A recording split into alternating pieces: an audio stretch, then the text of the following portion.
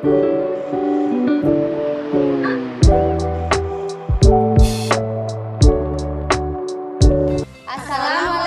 warahmatullahi wabarakatuh.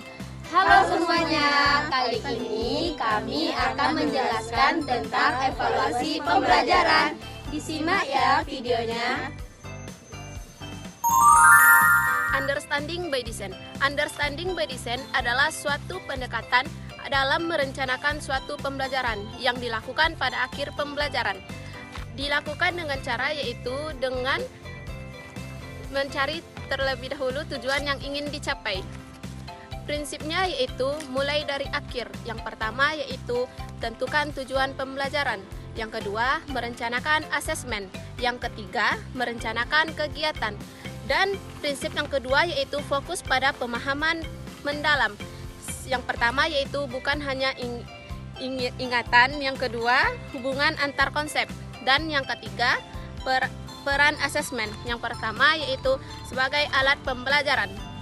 Langkah-langkahnya ada 5. Yang pertama yaitu identifikasi tujuan. Yang kedua, merencanakan asesmen. Dan yang ketiga adalah perencanaan kegiatan. Yang keempat, implementasi. Dan yang kelima adalah refleksi. Contohnya yaitu misal dalam pembelajaran tentang sistem pencernaan. Tujuan pembelajarannya adalah agar siswa dapat menjelaskan tentang pencernaan makanan dan hubungan antaranya dengan kesehatan. Asesmennya berupa eksperimen pencernaan makanan dan diskusi kelompok dan membuat poster. Kompetensi adalah kemampuan yang dapat ditunjukkan atau didemonstrasikan oleh seseorang setelah melalui suatu proses pembelajaran. Kompetensi ini tidak hanya mencakup pengetahuan kognitif, tetapi juga keterampilan psikomotorik dan sikap afektif. Tujuan pembelajaran adalah pernyataan yang jelas tentang apa yang diharapkan peserta didik capai setelah mengikuti suatu kegiatan pembelajaran.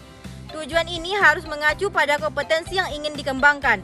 Dengan kata lain, tujuan pembelajaran adalah target yang ingin kita capai dalam proses pembelajaran yang diukur melalui pencapaian kompetensi peserta didik. Assessment for us and of learning. Nah, yang pertama adalah assessment for learning.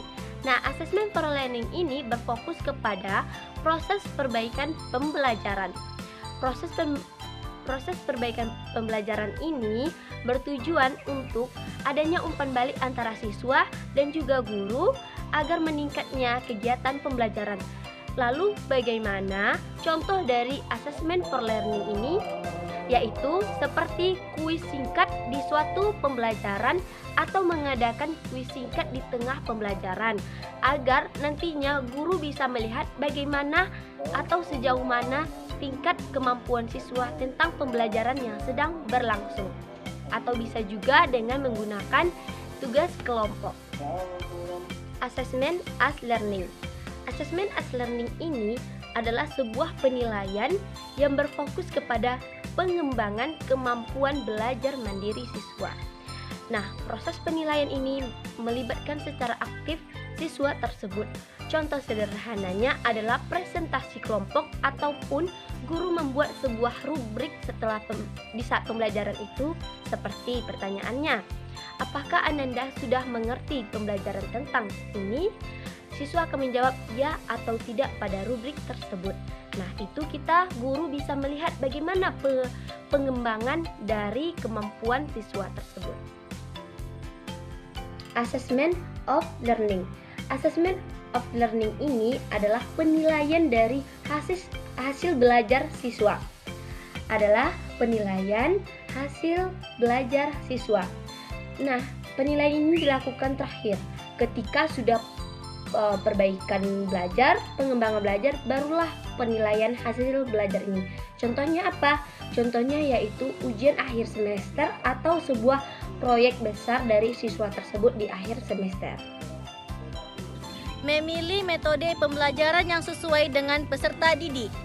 Metode yang tepat akan membuat peserta didik lebih mudah memahami materi, merasa tertantang, dan tentunya lebih berminat dalam belajar. Jadi ada faktor-faktor yang dapat diperhatikan, yaitu yang pertama karakteristik peserta didik, kemudian yang kedua tujuan pembelajaran, dan yang ketiga materi pelajaran, dan yang keempat sarana dan prasarana. Contohnya, siswa SD yang lebih suka belajar secara mandiri. Kemudian, berikan tugas proyek individu atau kelompok yang menantang mereka untuk mencari informasi sendiri. Asesmen adalah penilaian. Asesmen awal adalah dilakukan di awal pembelajaran atau sebelum pembelajaran. Contoh, soal-soal yang mengukur pemahaman konsep dasar atau kuis singkat wawancara individu.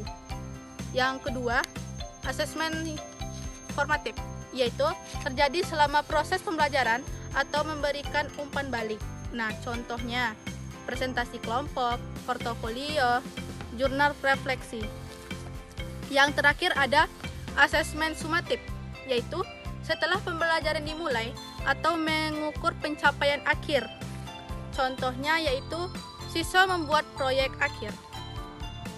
Teaching at the right level atau TRL merupakan suatu pendekatan di mana pendekatan tersebut pembelajaran yang berfokus pada kemampuan siswa bukan hanya pada usia atau kelas mereka. Nah, dalam pendekatan tersebut dapat bertujuan untuk dapat mengatasi adanya kesenjangan dan dalam hasil pembentukan pembelajaran dengan adanya mengidentifikasi dalam tingkat kemampuan siswa dan merancang bagaimana kegiatan pembelajaran tersebut sesuai dengan tingkatan mereka.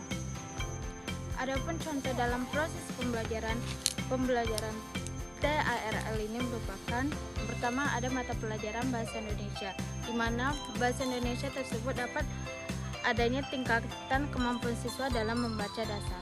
Tujuan pembelajarannya yaitu 1.